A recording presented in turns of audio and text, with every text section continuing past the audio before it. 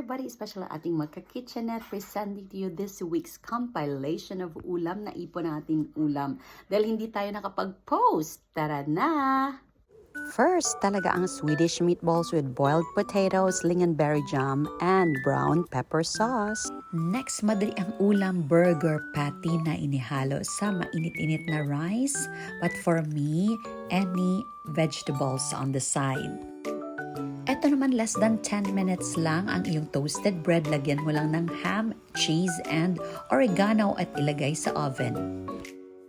Ang request ni Daddy Chef na fried rice. Gusto niyo daw yung colorful fried rice. Lagyan natin ng spring onion, carrots, garlic, and red bell pepper. Fried rice and fish nuggets para sa ating dalaga, and green peas and tomatoes on the side.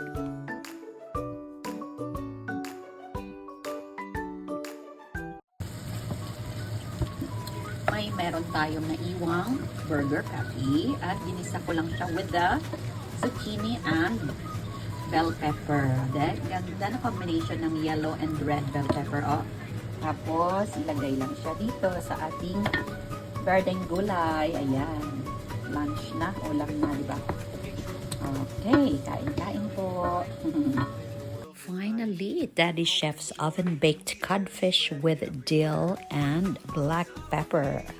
At paris niya ay boiled potatoes and green peas. So if you have noticed, dito sa Sweden, parang staple food nila ang patatas. Laging pinaparis sa mga ulam ang patatas with sauce. Thank you so much sa inyong patuloy na panonood. See you next time. Take care always and God bless us all.